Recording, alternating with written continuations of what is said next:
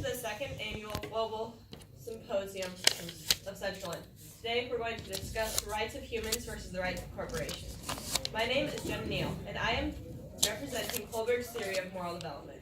I believe that your level of morality is developed in stages and place value on the reasoning behind actions. To decide if something is good or bad, I look to the intent of the action, paying little to no attention to the consequences. Justin? Hello, and once again, thank you for coming. My name is Justin Watt, and I'll be representing utilitarianism. I believe that the most ethical decision, the one that benefits the most people, and provides the overall happiness. Most overall happiness. Yeah. Hello, my name is Hannah Glaser, and today I represent the Kantian ethical theory. Kantianism is based on pure intellect and reason, as opposed to religion. As a Kantian, I believe that moral truths are absolute, no matter the situation and circumstance, and that what is morally correct may be reached using categorical imperatives, which are commands that you must follow regardless of your wants or desires. In this way, moral obligations are derived only from pure reason. As such, I must follow two moral principles, the principle of universalizability and the principle of humanity, which state, act only according to that maxim whereby you can at the same time will that it should become a universal law, and act in such a way that you treat humanity, whether in your own person or in a person of any other, never merely as a means, but always at the same time as an end. Therefore, we must only participate in actions that conform to rules that could be adopted universally, and always treat people as an end in themselves and never as a means to an end. Hello, my name is Meg Neuschwander, and I'm an Aristotelian. I focus on being virtuous by behaving in the right manner. I emphasize on good character rather than following a set of rules. There are two extremes to situations. In this case, the corporation Monsanto, and the other is the farmers. I focus on being in a position between these two means, which is called the golden mean. In this situation, the golden mean would be in the middle, understanding the corporation has the right to make money while still considering the farmers and how they should be able to access the seed easily at a reasonable price. Justin, would you like to ask the first question? Sure. So, out of the two documents we were given, one of them was the corporate rap sheet. On page 2 of that, it states that Roundup, one of the weed killers, Monsanto, took a hit to their reputation because it was creating herbicide-resistant weeds. But if superweeds are such a problem, then why not use different weed killers, different brands?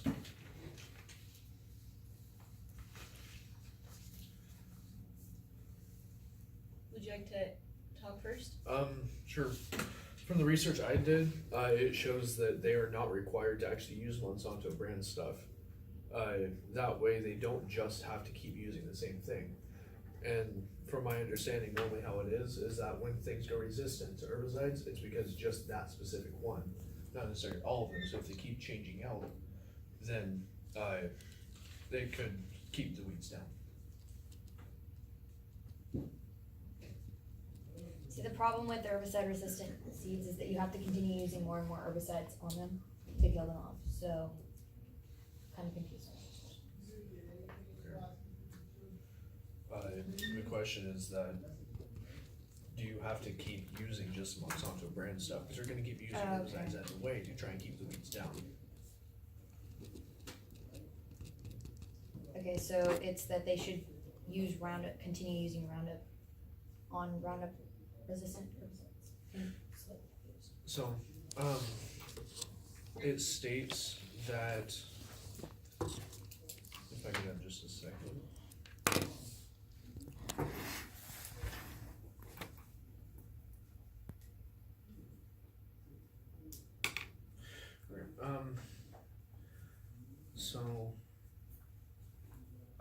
It says that the product reputation took a hit with reports that its use was contributing to the spread of herbicide-resistant weeds. From what I understand is that it's just that the weeds will just resist to that herbicide. So would you keep using that in higher doses, or try and find a different one that will still have the same effect? Okay, well, what makes them resistant to herbicides is that you keep using the same herbicide on the same weeds, and then they end up getting resistant to it. So wouldn't you just use different? Yep, that's Different, the question. okay. I'm posing. Got it. Meg, would you like to ask a question? Do you think the company Monsanto has too much power?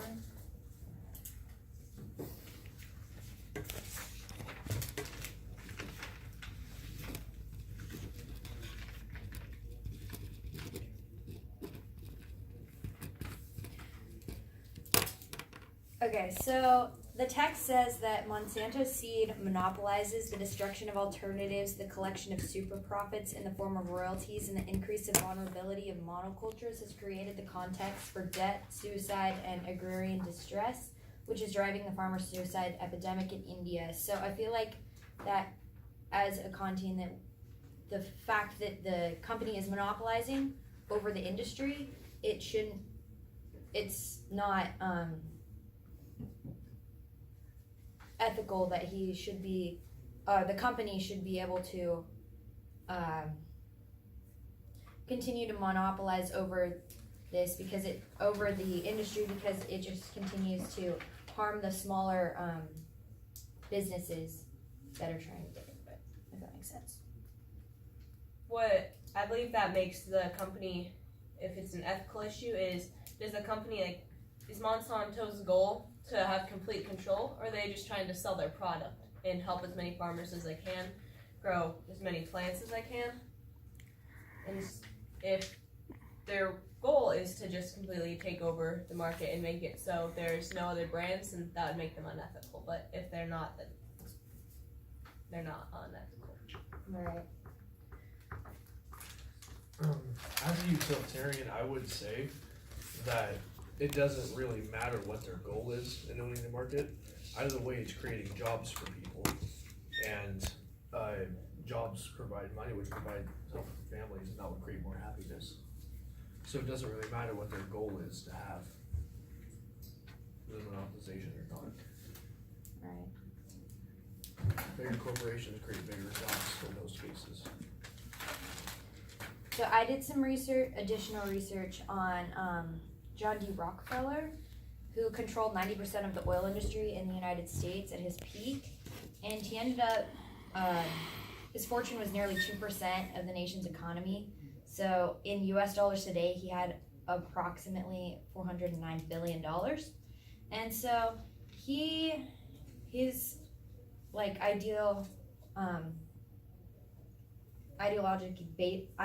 ideology basis thing was capitalism is based on a perspective of social Darwinism, and the growth of a large business is merely a survival of the fittest. And I also did some research on Andrew Carnegie, and he actually he was one of the major people in the steel industry, and he ended up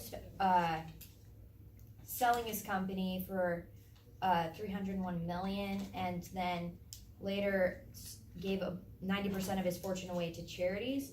So I think that monopolizing companies are not always a bad thing, but in the case of like Rockefeller and Monsanto, who believe that business is a form of Darwinism and is therefore survival of the fittest, their interest is not always in the people, which can harm smaller businesses and companies, and that cannot compete with the monopoly, and in some cases can manipulate a person to buy their product using commercials, other forms of advertisement, and that this is kind of against the principle of humanity in a way, because you're really using people and manipulating them to buy the product. Of course, it also goes against the principle of universalizability, and we can clearly see that if every major company became a monopoly, then the middle ground of our current social hierarchy would kind of be erased, and leaving us with just the homeless people and those participating in the monopoly. And this would create jobs within each monopolizing company, but seeing as each person within the monopoly would be making more income, and then that would cause the GDP to rise, and we could expect a deflation of the US dollar bill in the United States because of that. And so it would just lead to the economy circling back, so it kind of makes it pointless to monopolize without cause. Meg, do you have any thoughts on if Monsanto has too much power? I think that Monsanto is hurting the farmers, because in text on page 2. It says, the cost of the seeds and chemicals have created debt traps. According to the government of India data, nearly 75% rural debt is due to purchase inputs. As Monsanto's profits grow, farmers' debt grows. It is in this systematic sense that Monsanto's seeds are seeds of suicide. And I think that the farmers are getting affected by the seeds that Monsanto have created, as their high prices and also how they're not working out as well for farmers. It is affecting the farmers, like their profit and how they live, and is creating like depression and stuff for them. And I think that Monsanto still has the right to make the money, but they should also think about the farmers and how they, like, their views of it too. So one question is, what do you believe makes a company good as opposed to what makes a company bad? I think a good company thinks about also like their customers and how they can benefit them and also themselves. So, yeah. From the utilitarianistic view, I would argue that a good company is one that creates many jobs to be able to support many families, but it also would be doing projects to, say, provide food to people who don't have it, because then basically as long as they're promoting a better status quo and a better overall happiness.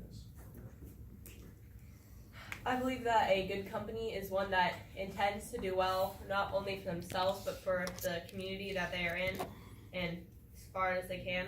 It doesn't really matter if their plans work, as long as they are trying to make the world better.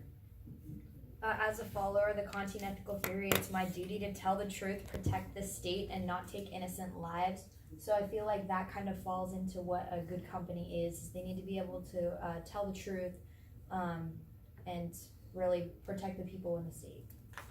To add on to that, I think a good company is like in the golden mean, while helping the farmers and seeing their point of view, but also seeing their own point of view, trying to make profits so they can also keep helping the farmers and stuff. Does anyone else have a question? I got one. So Monsanto has spent approximately $12 billion on lawsuits alone. Do you think we should trust this Trump company, or do you think we should not trust this company based on all of the laws it's violated relating to GMOs? You said 18 million? 12 billion. 12 billion.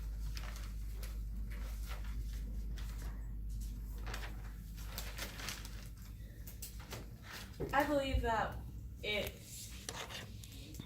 order to know if we could trust them or not, we would need to go do something like an interview with one of their CEOs or something and ask them like what they were trying to do when they violated all those laws, because if they were just trying to make money, then we probably might not want to trust them. And if they were like going around regulations because they didn't want to get like blocked from producing a seed, then it would not be a good idea to trust them. But if they were just ignorant of the laws and they weren't aware, then we would be able to trust them, maybe. Are you opposing to have Monsanto like no longer be a source to be able to buy seeds from, or just to trust them and have them stop making new seeds? No, like trust them as a company. Like trust them to like produce what you're gonna use. You know, like as a producer, are you gonna trust them to have a good product and Do you send know? it the right way? Do you know how many lawsuits they have won? They've won. Maybe you have any thoughts on if we should trust Monsanto? I think Monsanto's like product is for in many cases has not like worked out, and but I think that I think like other businesses and like smaller businesses have the right to also be a source for these farmers as well, not just this big company and corporation. I gathered like a list of all of the like things that they had fines on, like lawsuits and everything. Any wrongdoings they basically did, and they had a lot of negligence charges. And they paid like so much money, like 12 billion since what, 1984 is the earliest one. So that's a lot of money. And they have a lot of negligence charges. So based on that and the fact that as a Kantian you should lie or do anything like that, I don't think it would be wise to trust them unless we had cause.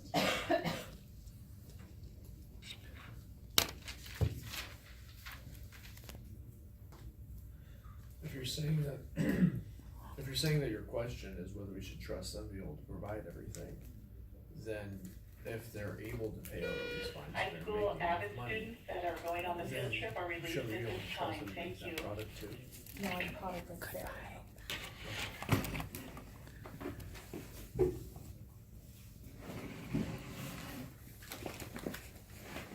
Does anyone have any more questions they'd like to ask? I think I'll have one. So on page 2, it says we have created community seed banks with indigenous seeds and help farmers go organic. No GMO seeds, no debt seeds, no suicides. Do you think this is a good solution for the farmers in India?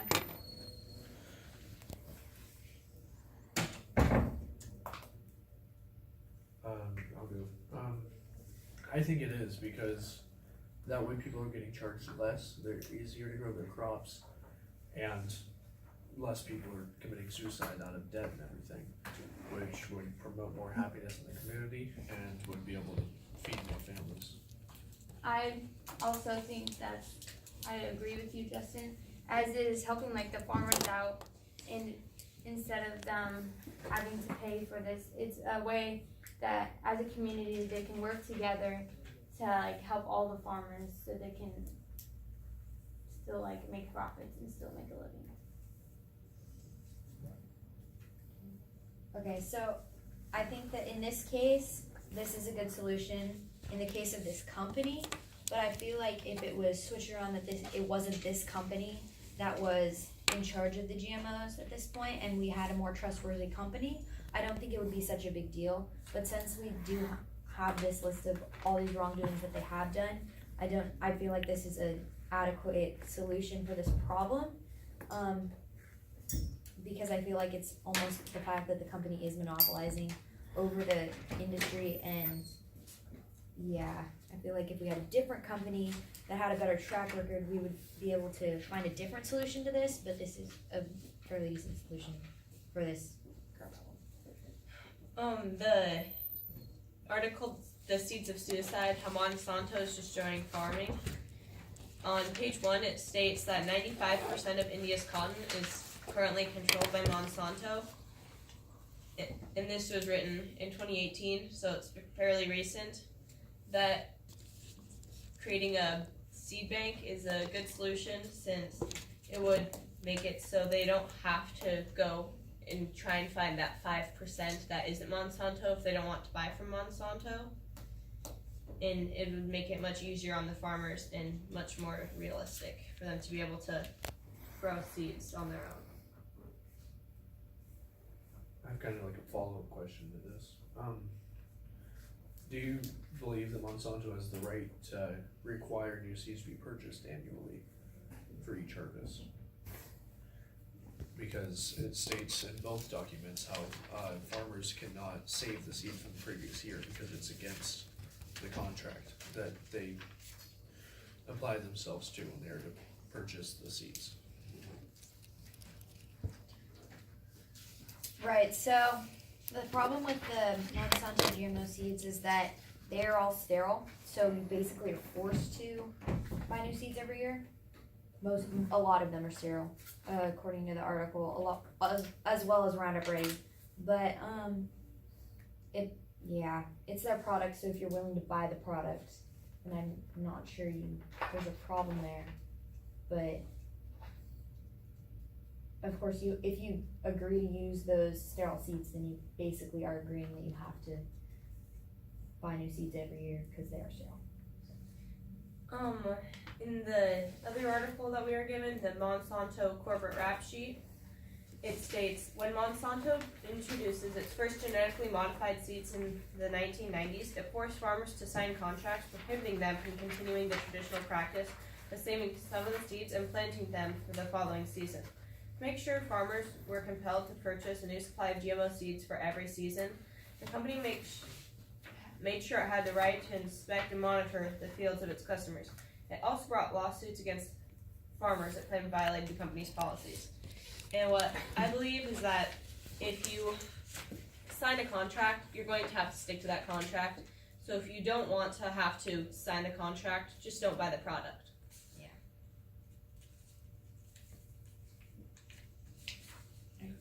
Because it says in the contract, like, what the company's intent is. It said that they are openly telling you that you cannot replant their seeds. So any lawsuits filed against them will almost definitely not go through, since it says very clearly what they plan on doing. A quote from The Seeds of Suicide: "How Monsanto destroys farming is a renewable resource becomes a non-renewable patented commodity. Fourth, cotton, which had earlier been grown as a mixture with food crops, had to be grown as monoculture. My question to that is, do you think that since that makes them a lot more vulnerable to pest, disease, drought, and crop failure, do you think that Monsanto should make a seed that can, I guess, play nice with other crops, so it's not forced to be monoculture?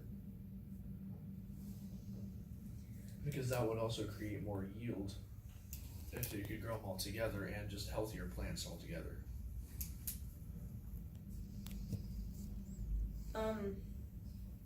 Although they're probably working on doing that, since they have a quote on their website, and it's also on the first page of the packet that says, "We apply innovation and technology to help farmers around the world produce more while conserving more." So they are probably most likely trying to create a seed that will do that. But genetic engineering is very complicated, and it would also need to go through lots of regulations and a lot of tests before they were able to even announce that they made it.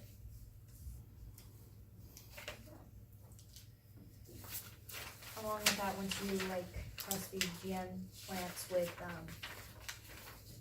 other plants that are not GM, then the product is half GM plant, so you can't really use that plant as, you know what I mean? So. Meg, do you have anything to say?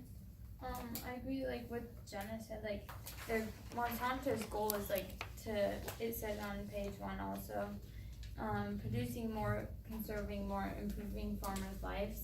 That's their goal and, what they're working for, but they have, hit many bumps along the way, but I feel like they're still working to get there.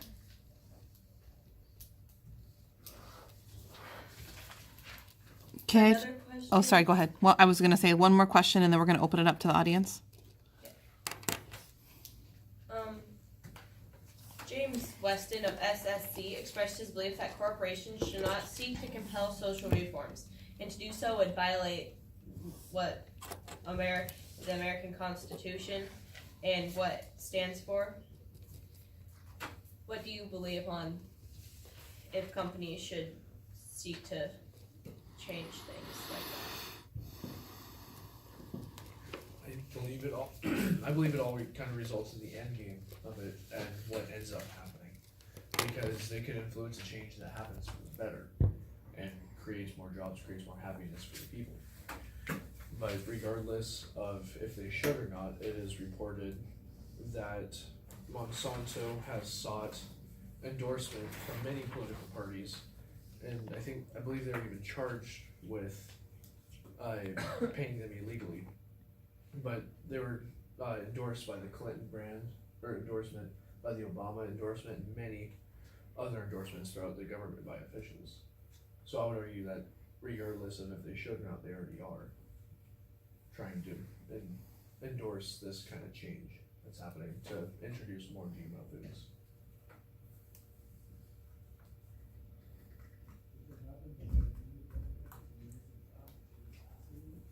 Either of you have thoughts? Can you repeat the question? James Weston of SCC believes that corporations should not seek to compel social reforms as they are like violating our American constitutional concepts, and that it would be like an abuse of power. What do you believe? Right. No, I definitely agree with Justin that they already are, because it is in here that they influenced a bill that's been passed. It's called the Monsanto Protection Act, actually. It says, some of those cases have gone all the way to the U.S. Supreme Court, which in 2013 strongly affirmed Monsanto's patent rights. The company also has friends in Congress, which passes what critics call the Monsanto Protection Act, limiting the ability of federal courts to halt the sale of genetically engineered seeds deemed to pose a health risk. So, it's kind of already happening that they do have some political influence, but that doesn't make it right. Yeah, I agree with Hannah. They already have that power, and I don't think it's right to have that power, as it's not helping their business and the farmers, because the farmers are they don't agree with what the corporation is doing, so they don't want to buy products from them as well. So it's not helping. I don't think it's helping them or the farmers out. Do you have any questions? They just covered it. Bingo. Okay, so I'd like to open up the audience for some questions. Meg, but kind of like all of you, when you guys asked like what makes a company like good or bad, like I know Meg, like you kind of really said it is like you're supposed to like a good company helps out like farmers and like their customers. Can you like come up with like an example of like how they're supposed to like do that? Like how is a company supposed to like help their company?